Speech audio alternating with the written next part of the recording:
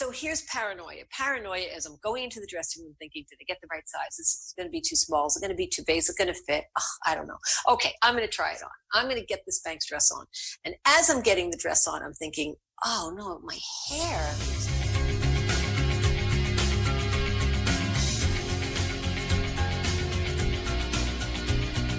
Welcome back to the BU Network podcast. Our guest tonight is Colleen Lindberg, and we're here to discuss paranoia. Good morning, good afternoon, good evening, and good night. I like the role change tonight. Welcome to BU podcast. Let's talk about our BU moment. Let's talk about what we're doing right now and where are we in reality, and not just where we think we are physically, yes, spiritually. Let's talk about what we're doing and what part of the city and what part of the world we're in, what room are we in, and let's keep it real. So I'll give you my I'll give you my vision. So it's for a change. Now we're in our evening, so it's night. So I'm looking out at the gardens because you know how much I love to do that. Mm-hmm. And they're dimly lit, so it's not the same as during the day, but I'm in my bridge room and this is where it all happens, obviously. Mm-hmm. And in case you're wondering, do I have that 7.5 pound dumbbell nearby? I absolutely do. I'm not going anywhere without that dumbbell because as we spoke about it is certainly the thing that keeps me thinking about being healthy. I train and I condition myself. And I am very sportive tonight. I decided to, with our subject of paranoia, I just didn't know what to wear. I couldn't decide. I didn't know if I would look good. So I just went to that yoga look. Well, it's a good thing we're on audio and then not video. If you don't know what to wear, right? Absolutely. Well, I went with that yoga look and I didn't really think that was the right look, but it definitely worked out with the dumbbell. I thought, okay, last time I was in a dress with the dumbbell. No, this just seems like the right thing to do.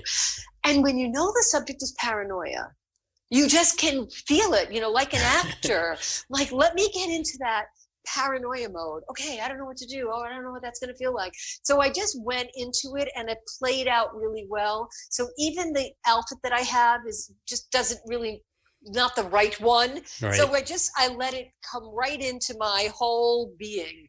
And I'm here in the bridge room working through the paranoia. And when the show is over, I know that I will have gone right through it. Perfect. What about you? Let's hear about your state of being. I'm here in the nation's capital in Ottawa, and it was kind of a cool day today, very autumn-like day, even though we still have a couple weeks left of summer officially.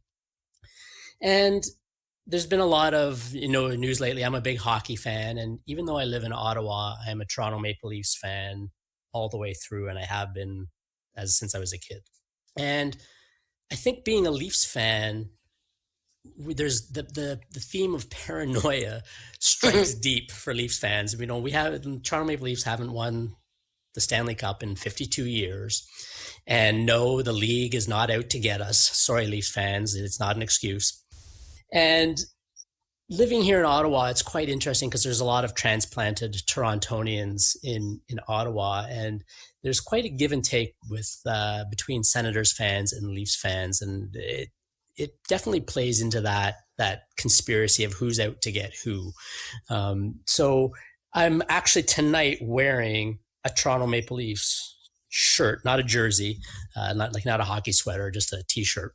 And, nice. It's because the training camps are about to open next week, and I'm getting excited about the new hockey season. I think the Leafs can go a little bit deeper this year. At least I'm hoping. It's a new season. You never know what can happen, right? That's the Leafs fans, 52 years, right? So I'm just excited for the new season, and this idea of paranoia and how we can use it as fuel, as Colleen mentioned, of that it's only temporary and things can change. So even for the Leafs, things can change.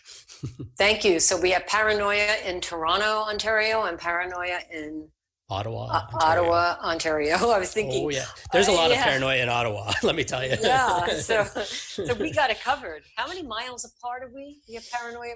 How many kilometers apart are we? Kilometers. It's about 450 kilometers. So it is about. That's about. I'm trying to think how many miles that is. We can open our phones and do the conversion. We could do the conversion. It's probably about 300 miles. All right, so we've got paranoia covered tonight, directly from me to you, and then anybody else that's listening. So we're gonna hit a wide scope tonight once we get, and then Colleen, where she is in Ontario. So we definitely we've painted the picture about our BU moment as we promised we would. I would like to say something before we talk about our awesome guest. Absolutely. I would like to share with our audience tonight some of the things that they can expect to hear. How about I do that? That'd be fantastic. Okay, fantastic. We're going to have a guest moment. We're going to be offering you a BU moment, and we're going to be offering you a final moment. And we'll discuss a little bit more as we go along the way, what you can expect from each of those moments. Also, as promised, we are going to be giving you a special audible on each show. Right. That'd be Your fun. job as our audience, you have a job when you get to listen to us. It's to know, that game, Where is Waldo? Here, we're going to ask you to listen for the audible. It is football season after all. Audibles, right? Calling the play? No, it's a different kind of audible. Well, maybe the sound will be sportive. Who knows? You never know. Just listen and see what pops up and shows up. And thank you for your comments and for your requests for the different sounds. And some of them we will absolutely do, and some of them we absolutely won't, but we love hearing from you. So please keep those comments coming into us. We appreciate it. Okay, Dr. Energy. Yes. Let's talk a little bit about our subject for tonight. But wait a minute, I'm a little nervous about that. I'm feeling a little anxious about our subject. I don't know if I want you to talk about it. Do you want to tell everyone, or maybe we shouldn't? What do you think? Yeah, I think we should. We can talk a little bit about paranoia. I know it's the thought that somebody's out to get you, right? We've all had this thought at some point in our life, right? There's a conspiracy towards us. Everybody's out to get me. Oh no, what's going on?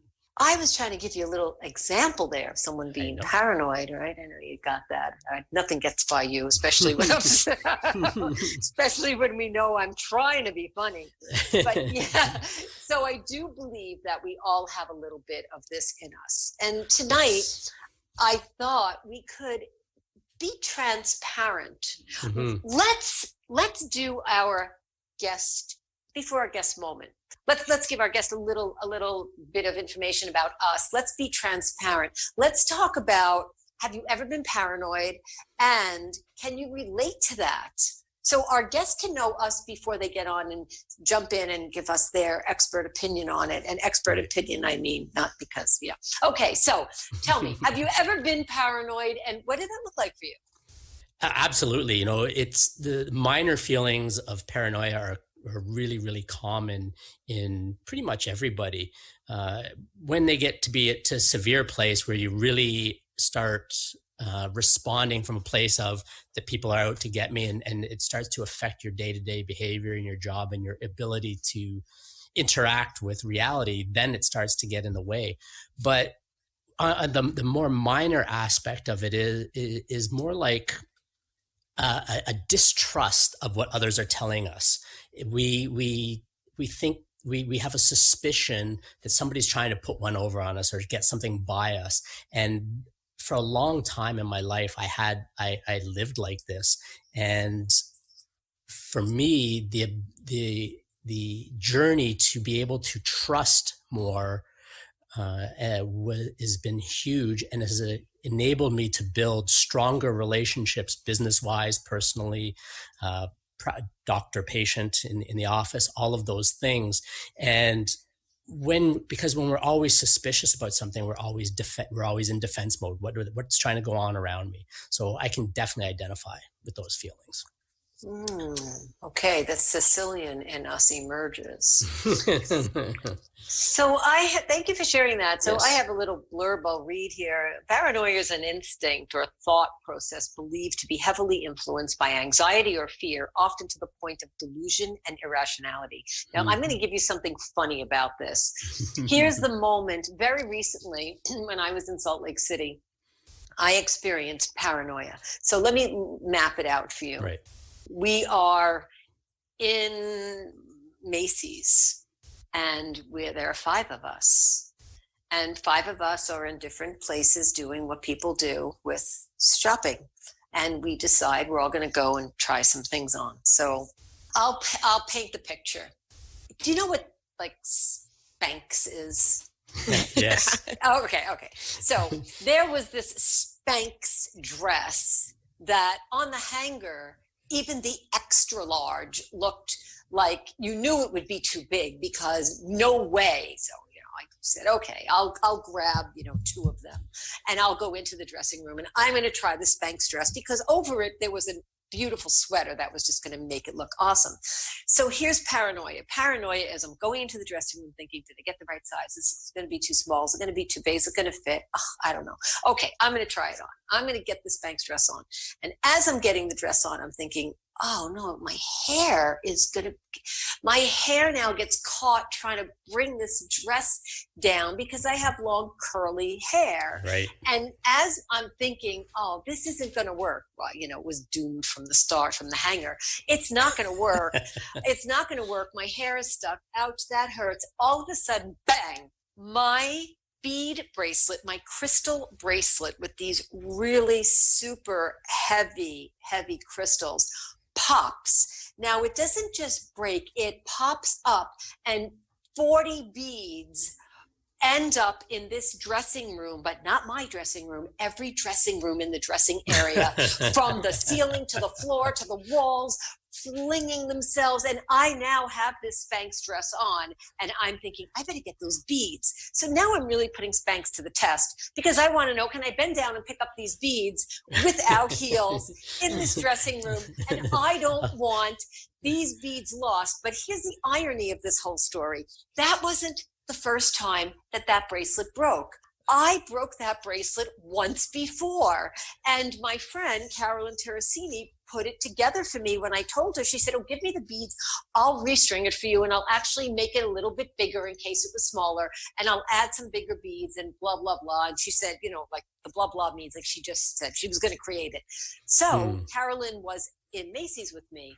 When I came out, I said, you're not going to believe what happened. I blew up my crystal bracelet again. The same crystal. So we obviously had a big question about, I no longer need those crystals. It's not necessary for me to wear that. But the paranoia I had when I saw that Spanx and my self-destructing crystal bracelet was definitely a moment that I shall remember. And I don't know that I'll ever try another Spanx dress on unless they have XXXXL, because you could get whiplash doing that. That's paranoia. I am scarred for life now. Let me tell you something. That those dresses will never work out for me again. So let me lead us into our guest. Our guest tonight is an awesome woman, friend, daughter. I'm going to say sister, because you're a sister to many. And I want to say a wonderful professional. Yes. And wonderful, what I mean by wonderful is this woman brings the energy into the room. And we're going to speak about paranoia. So brace yourself to laugh and expect a wonderful conversation from Colleen Lindberg. Colleen, welcome to BU Podcast. We're so lucky to have you here tonight. Yay, thank you so much. You're welcome. Talk to me about this subject while we're on it, and we'll move around and shift around to a few other things tonight. But what about paranoia? What does that mean to you? It's interesting. As I was listening to you guys tell your story, a story came up when I was younger, but I just don't know if I should speak about it on here. Go ahead. It's always up to you. It was during my rebellion phases when I was a teenager. And yes. So do your parents know about this yet? Oh, I'm sure they assume. If they've never mentioned it before, I'm sure this will be a confirmation. But I used to endeavor, or we'll say hang out in groups of people that would explore life. And when I looked up the definition of paranoia, they also said that it could be drug induced, that people step into that space to the degree, like you said, Dr. Joe, of almost being not being able to do their everyday life. And while you're talking about Spanx, and talking about all this stuff, I was reminded of a time where I had this paranoia experience through obviously the use of recreational drugs. And I was in a Mario video game in my mind.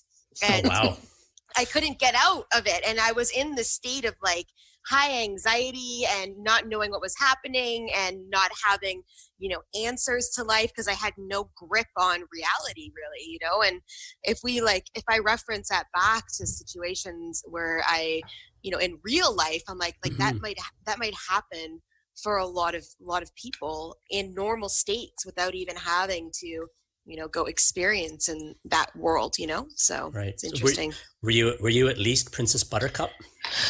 No, I think I was more so seeing it from an outside point of view. Yoshi was running around and there was these big trails just popped up in 3D and 4D, I think, almost world, that I was at a standstill, couldn't even move because I was where am I? You know, how did I even get here? Yeah, go ahead. Isn't totally delusional? Sorry. Yes. And if I'm not mistaken, in the Super Mario games, aren't there magic mushrooms?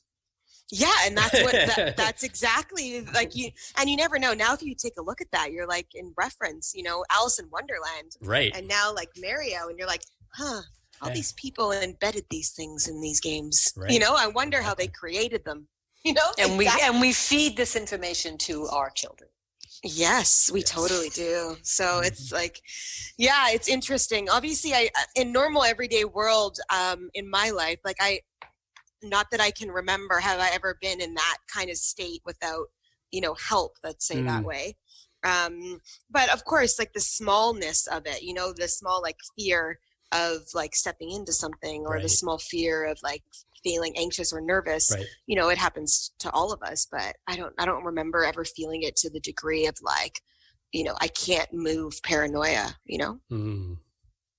That's I guess you're lucky for that, right? That's a really it's a good thing is what I was going to say. But how about, Colleen, what about being around people? Because you're around people, the type of work that you do in the industry of consulting and business consulting and working with people, you must hear the verbiage. Mm-hmm. You must hear the conversation where it sounds like paranoia. Mm-hmm. How do you cope with that on a professional level? Yeah, that's it's such a gray area, because my natural instinct is to push through that, and to look at it, take a look, what's going on, find the root, move through the root, fix it, let's move through. And that's just how I operate. And there's people out there that don't do that. They need more time. They need to talk to more people. Right. They need more action items. And over the years, as I've grown in relationships with people, it's more about learning, okay, so what does this really mean for them, and how do I help support them that way? Whether it's, finding somebody that I know has an expertise in the areas they need help with, and pushing, we'll say, or assisting them in getting connected that way, so that they can move through it. Or sometimes it's more so hey, you need some tough love, let's have a real conversation about this, and you've been using this as an excuse for the last 10 years of your life. Are you ready to give it up? And sometimes that's the conversation we have to have. But I think it's about honoring where everybody is and figuring out how do you help them and support them in exactly the moment of time that they're in. Right. And it's easier some days than others. So on a professional level, you're not calling them out on it. Sorry. Yeah, well, sometimes if I know that that's what they need, and sometimes that's just what we need. Someone needs to call us out and go, like, you're not performing to the standard that I know that you can perform, like, get out of it. And sometimes that's exactly what they need. And other times it's like, okay, you need to go and work on this before we can even consider moving anything else forward. So here's some suggestions. Go contact this person, or let me do an intro to that person, or have you read that book or listened to that program, or, done work here, and I think it's just about figuring out where everybody's at and helping assist them in that way, Right. Of course. It's nice that you honor that. I was just thinking the same thing. That's nice that you honor that in people. So let me see if I could reference Sebastian Maniscalco. I love him. I don't know if you've ever. The comedian, yeah. Yes, right. So I was recently watching a Netflix show where he talks about how when his wife is on the phone with her mother, I'll take a step back. When he's on the phone with his mother gives him all the dirt. They talk about everything. Sicilian families, Italian families, they talk. And when he's done speaking to his mom, he goes over to the wife and he goes, babe, get a glass of wine. Meet me in the garden. You're not going to believe what my cousins are up to. And he uses some other language with it. And then he says when his wife gets on the phone with her mother, he hears them and he uses the expression they're on Skype. And how are you? Good. How are you? And how's everything? Good. Anything new? No, nothing's new. And he's shaking his head as he walks past and he goes, that's not true. And when they hang up, he goes to his wife, so how is everything with your mom? Oh, good. Anything new? Nothing new. And he does this gesture. And he bends down and he pretends like he's holding a shovel and he goes, dig deep. There is a story there. You are not getting into the story. dig. And he does it so with his gesture and his voice and what he's doing. And it's made an impression in my mind. So I want to dig deep about this subject of paranoia. And let's find the humor in paranoia. Being paranoid. We understand that it is definitely a condition that can hurt people. We know that there's that whole negative side to it. We can Google all of that. Let's look at what we can't really Google, and let's give it a bit of a twist so that we could make paranoia fun to talk about. Are you up for that? Yeah. Okay. Lay it on us. Go for it. Okay, well, I'm not in this by myself. You agree. So it's co-creational. Yes, exactly. So I'd like to think about a time, again, we'll do it with stories, a time where, and I have a great one. A time where we were just paranoid and we wondered, were we going to be able to tell this story and would people laugh about it later on? So I'll start because I'll give you a chance to think. And then after I go, we'll let Colleen go, and then Perfect. Dr. Energy, you'll go after that, so we know who's coming and who's on first and who's on second. So I was at a bridal shower. Who's on first? Who's on second? There was a mentalist there. And so obviously I won't give away how he did it, but I did figure it out. But anyway, so he asked us of course he did. Yeah. He asked us to do a few things and write some things down and put it in a box and tell a story and blah, blah, blah. And he was going to guess it. So of course he picked me. And he was reading my mind about the story. Now, it just so happens that, I knew he was going to pick me, of course, because the story was good. And I wrote down key words, and I'm sure he looked at whatever he had to look at. So he asked me, is there someone in the audience whose name is 2 letters repeated? To RaRa, is she here? Yes, I'm here, Dr. Mentalist. And he's like, okay, there's something about a special day that went on in your life. So here's the story. The night before I got married the first time, we were until 2 or 3 o'clock in the morning at the hairdresser. And that doesn't surprise me. No, me neither. Right. Well, here's the kicker. Oh my God, I'm losing my voice just thinking about it. So one of us was getting a perm and it wasn't me. And that's what took so long. Talk about the bride not worrying about how she's going to look. I was sitting there watching. After my hair got done, which was definitely needed to be done again in the morning, there was the perm. The perm was taking place. So when Dr. Mentalist, that's not his name, but when he went and found my story and he started to talk about it, and he went back to like whatever it was, 1978, that it happened, and he had the year, and he delivered the story with, it was something about the hair. Was it you? Was it you who was doing your hair? Like, no, it was the groom. Now, every woman cracked up laughing, thinking about 1978. What would this person look like getting a perm the night before the wedding and me sitting in the chair twiddling my thumbs waiting for him to get it done? So paranoid, that was a form of paranoia, and that should have been the sign, that I didn't have to walk down the aisle, but, thank God I did, because I have this beautiful family. But I should have realized, if you're so worried about how your hair is going to look, that we have to stay in the hairdresser until 2 or 3 o'clock in the morning, then something is wrong. Yeah. That was my first sign. Now, I think that's pretty hilarious now, 40 years later, but it's still a really good story. That's hilarious. Yeah, it totally is. Totally is. And the perms then didn't turn out like the perms now. No. So when you have straight hair and you got a perm in 1978, it looked like Brillo curls. Yes, I remember my first hockey coach when he got a perm the first time. It was hilarious. Yeah. So I didn't want to go into like the ex-husband stories, but it's not about that. It's about paranoia. We're talking about, if the shoe fits, wear it. Even if it's a glass slipper. Even if it's a glass slipper. Yeah, seriously. Oh man, I should have kept my funny story for this time, but I now had to pull another one out, and I'm like, where else do I have funny stories? Dig, Colleen. Dig.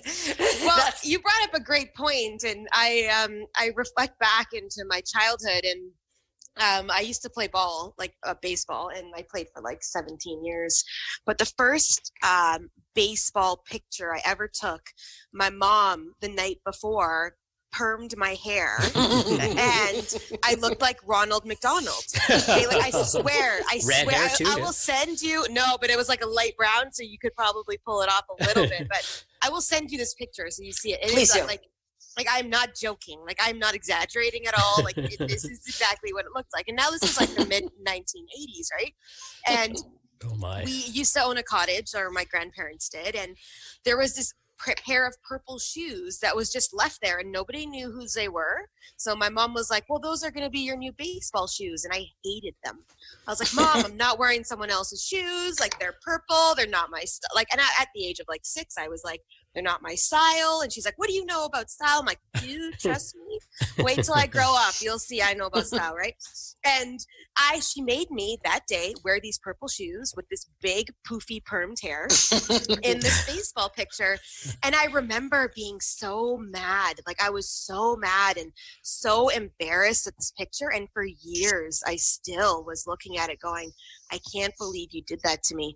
And every once in a while, like, this conversation still comes up where I'm like, Mom, do you remember what you did to me then? Like, I was like, so from a paranoid perspective, like that persecution, anxiety, like that anxiety all the time. And it was like, I would hide the picture at my house. Like when I started dating, in my late teens, I was like, nobody can see this. They can't know that I used to wear this.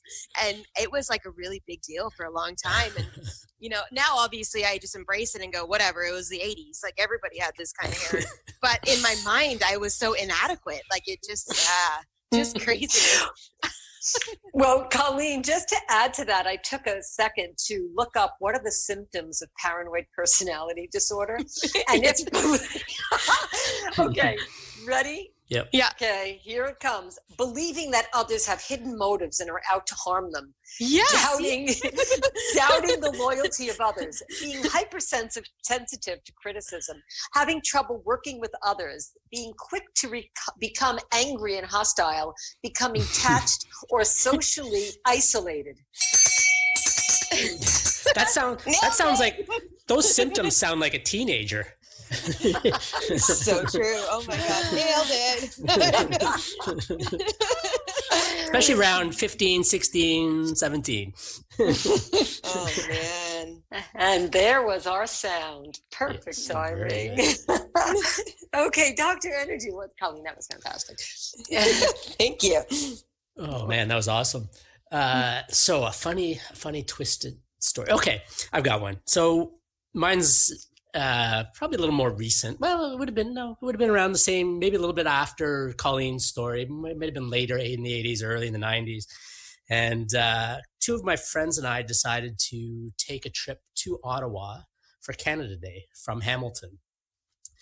And we, at the time, right, there was no Google Maps or anything like that. You actually had a paper map or you had written directions from somebody on how to get there.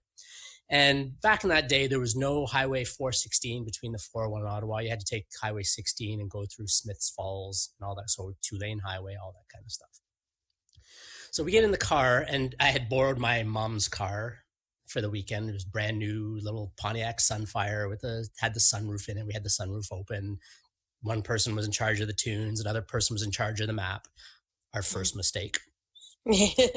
And so we get on the highway, and we're driving from Hamilton through Toronto, and our map person, and he shall remain nameless, said, "Oh, take this exit here and head north." So we start heading north, and I had this feeling, this sense that something wasn't quite right, that there was something wrong. It's not quite right, and I kind of ignored it. So we're driving, and we're 2 hours into the drive, and all of a sudden I see signs for Barrie, Ontario, north of Toronto, and I'm like, okay, this is weird, but I know that there's another way that you can go to Ottawa. You can go across Highway 7 and even a further north one from Huntsville area to go across to Ottawa. So I don't even think anything of it. We continue to drive, and we're three guys having a great time, tunes, checking out girls in the cars beside cars driving alongside of us, all that kind of stuff. And all of a sudden, now it's about 4.5 hours into the drive, and I'm like, there's still something not right. And then all of a sudden I see signs for North Bay, 105 kilometers. That's when I knew we were heading in the wrong direction. And I was just like, okay, you got to listen to those intuitions sometimes. Just because sometimes, you think somebody's out to get you, or just because, nobody is out to get you, it doesn't mean you can't have those thoughts, right? And doesn't mean nobody isn't out. Doesn't mean nobody isn't either, right? Exactly. Yeah. So, anyways, that's just part of the story, and it's to make a long story short, that was the beginning of a 12-hour drive to Ottawa from Hamilton. Mm-hmm. And that's a good reason to be paranoid. So, needless to say, our navigator, who shall remain nameless, we didn't let him have a map again after that. That's kind of funny, and he's going to relive that story when he hears this podcast. Well, I actually used that story as a speech project in a Toastmasters meeting one time. I gave the whole story, and I actually recorded it and sent it to him. So he definitely got his due. and when he knows that we put it on our website, he will be so thrilled. He'll get to relive it again. Yes, he will. Well, let me tell you what I observed about tonight's subject on paranoia and paranoid. We talked about ex-husbands, mothers, grandmothers, and best friends. And that was all personally related. So we didn't pull up a conversation about a client, or we went to the personal things, the things we dug deep. We did exactly what we intended to do, was to go deep and deeper and come up with a story. And that's awesome, because how many people would expect to be laughing and thinking about this in our life when we're talking about the subject of paranoia? Right. Super. Okay. So what I want to say in recapping this evening is, I'd like to ask Colleen, what is your feeling about the topic for tonight and how we ended up delivering this topic? Can you give us your BU moment, or your final moment actually, about tonight, your takeaway? Well, I think that, we closed it off with some humorous stories or reflection. And I think that that is more so something to consider in life, when we're going through things, obviously different dynamics in our world, like how do we shift our energy to come out so that we don't let the paranoia, that fear, that anxiety really kind of, crash us and hold us back. And granted, we're here to learn experiences and to learn new things and to feel, but it's like, how do we bounce back quicker and be able to laugh about, those things sooner? Right. Thank you. And Dr. Energy, what is your final moment take away from this evening? Well, I'd like to ask Colleen one little question as well, just based off of what she just said, before I get to my takeaway. And that's like, given in your business and consulting with businesses and with teams, how have you seen people be able to take these feelings, this paranoia, this fear that's been holding them back? How do they take that and turn it around into something positive, like using it as fuel to create transformation and change?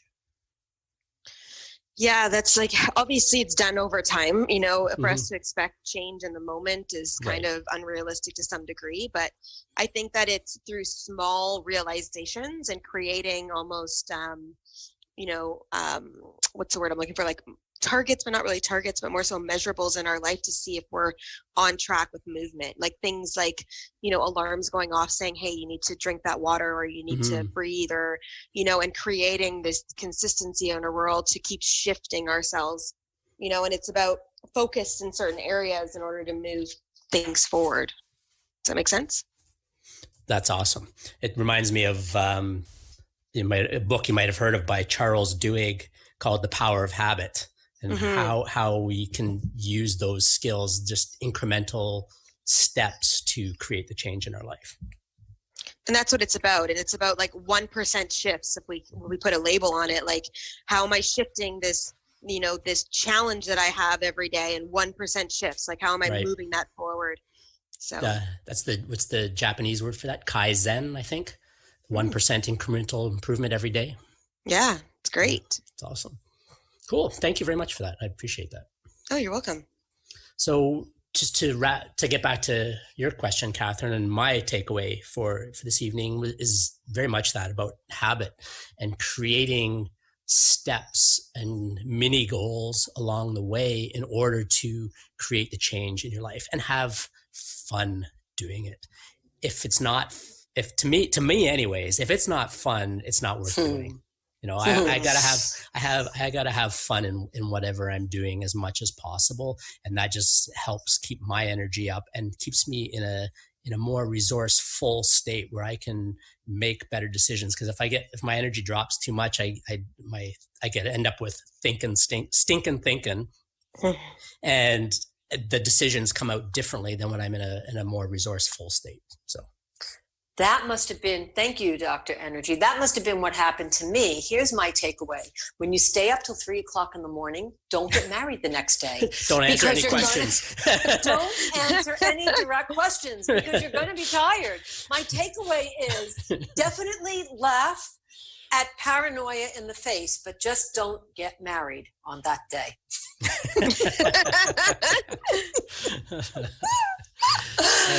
Yeah, it all depends on how you look at it. But when it's there, when paranoia is right there in your face and it's staring at you and it's going, hello, I'm here, we definitely should take a different 1-degree approach towards it. Like martial arts, we can step back and let it fall on its face. Right. We can step to the side. We can laugh at it. We can do all kinds of things. We definitely don't have to let it overtake us at that moment. And this was a lot of fun. This is certainly a great subject. Colleen, you're an awesome guest. And I really have to say that your story with the hair and the shoes. I'm finding the picture right now. I'm sending it to you guys. Okay. That's a vision. That's a vision. Would you like to give a word of advice, a word of whatever you might want to call it, a BU word to our audience who's listening about paranoia? Yeah, one word, or how about just like a sentence? Sure. Okay, yeah, put a bunch of words together, absolutely. Just Always remember it's temporary. Thank you. Okay, that's great. That's great. Always remember it's temporary. That's a great note to end on. Mm-hmm. Awesome. Always remember it's temporary. Things can change. Thank you, Colleen Lindberg, for being our guest on BU Podcast. We are so excited that you came here tonight, and we would love to continue this conversation. Since we're all in the same city, why don't we get together? That's a possibility. When I'm in Toronto, I will definitely meet up with you guys. We're almost all in the same city. Yes. We're in the same province. Sort of. We're in the same Almost. And I'd just like to say as well, Colleen, thank you for daring to be more and stepping into this topic tonight. It's really appreciated. No, thank you guys for having me. I always enjoy our conversations. So do we. Excellent. Thank you once again for tuning in to our BU Network podcast, and our guest tonight, Colleen Lindberg. Thank you for being with us. She was fantastic. We loved having her on and bringing her sense of humor and playfulness and fun to such a topic that could potentially have been quite heavy. You're so right. Dr. Energy, we had the most amazing guest, Colleen Lindberg. Applause to you, bow and curtsy. And the vision of you with your curly hair and your bat and your purple shoes is always imprinted. And that picture does not mean paranoia to me when I see it. You look like an adorable 6-year-old, but I want to thank you so much for painting the picture for all of us tonight and being so transparent. Really means a lot to all of us, and our audience got way more, I'm sure, than they expected tonight with your wonderful delivery. Thank you, Colleen Lindberg. Yes, thank you. I'd like to remind everybody to visit our website, www.b-u.network. We're going to be announcing some fun events coming up soon, including a live event in November where you can come and learn live how to present more effectively and powerfully to engage your audience. Now that is called a face-to-face or an in-your-face. What do we call that? That could be it could be both, a face-to-face and in-your-face moment. BU really knows how to have fun. Let me tell you, thank you very much, Dr. Energy. Thank you for what you bring to the table, and thank you for giving it your all. Every time we get together, whether it's face-to-face or in your face or on a podcast, I know that you're going to give it your all, and that means so much to me as a co-host and as your partner, because I know it makes me want to be better. So thank you for all that you do. You are awesome. Thank you. And thank you for being you. And thank all of you for being you. Ciao. Ciao.